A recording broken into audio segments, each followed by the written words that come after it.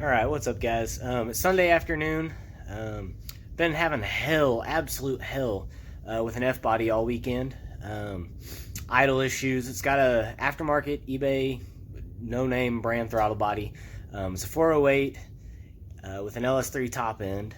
Nothing too crazy. It's got like a 236, 250 cam.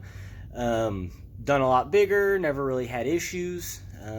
But this one had a just issue after issue after issues, surging, rolling idle, terrible startup issues, just over and over. So I know I'm going to get flamed for some of this, but just wanted to let you guys know kind of what I did to fix it, and kind of going against the normal conventional wisdom. So this is a drive-by cable car, 99 Firebird. Most people are always going to say, just open the throttle blade till you get the IAC, between 40 and 60 hot counts. I mean, that's pretty standard. So this one kept doing that. The idle would just drop like a rock. Even if I had the IAC at 20 counts, push the clutch in, just snap the throttle, and the RPM would just drop like a rock. It'd go up to about 2,000 and just drop down to about 700, 600, then kind of flare and kind of surge and catch itself. So bet you're wondering what I did to fix it. Well, yep, got the drill out.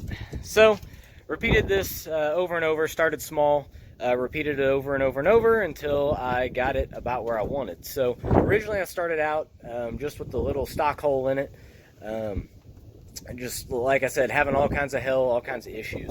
So kind of had to go back to the basics, back to what we used to do with these cars, and talk to a couple guys, some tuning friends, and we kind of talked about it, and it's like, well, when you're having those issues, the IAC hole on a lot of these aftermarket throttle bodies just isn't very good.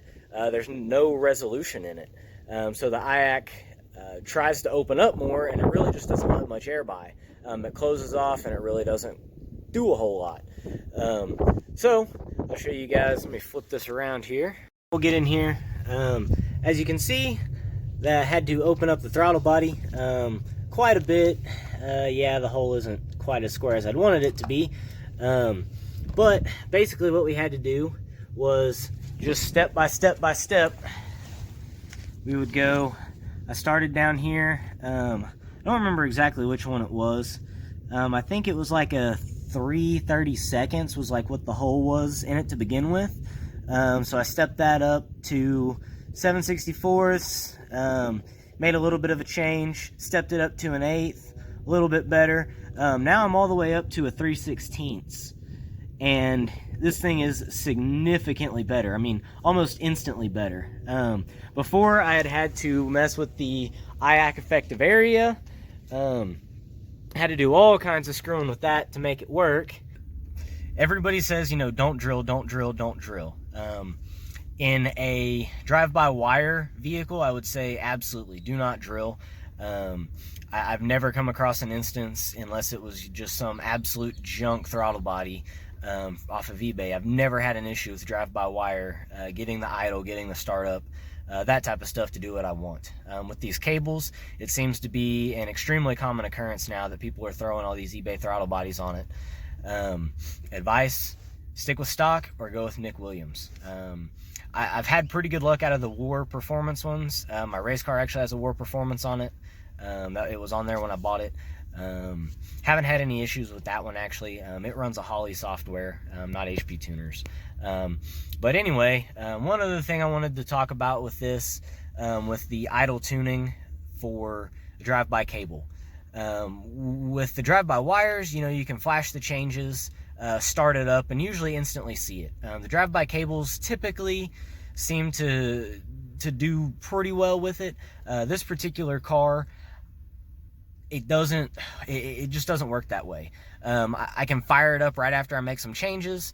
It still feels like it doesn't feel like it's doing what I want it to, but I can go drive it around the block for a couple minutes, turn it off, start it back up, and it does exactly what I wanted. So for instance, startup airflow. I've been having a hell of a time getting this thing to start up strong. Well, the battery's been a little weak, but also after I flash it, start it up, it comes up, it fires clean, and then the RPM falls back. It drops a little bit, and then it'll recover. Well, after I went and drove it for a while, this is what it's doing for me. So for this, I've actually got way too much startup airflow in it. For example, this is what it does.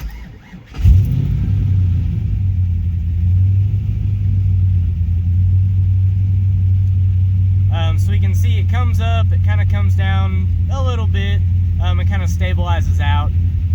Give it 15 seconds or so, and it'll come down to idle about 1,000 right where I want it. This needle isn't 100% perfectly dead on accurate, but that'll show you what it does after you go and drive it. Like I said before, it would start up, drop, dip, but after we go and drive it, everything seems to work out a lot better for us.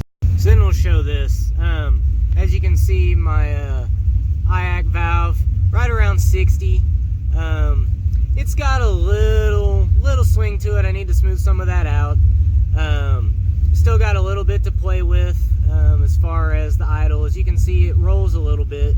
So still got a little bit of stuff to do with timing and adaptives to kind of get it smoothed out. But this is light years, absolute light years better than what I was dealing with yesterday.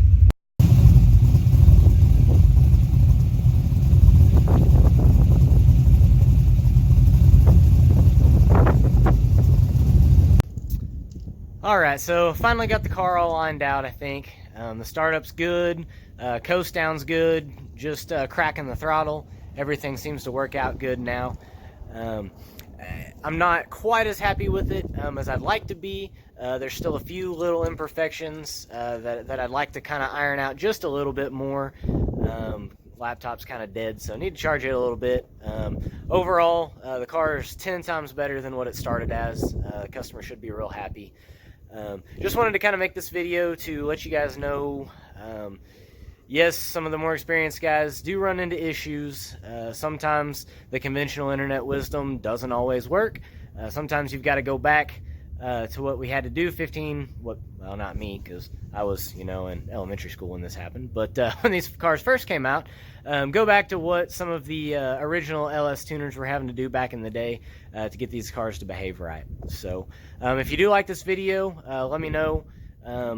Try and maybe do some more of these as I run across issues.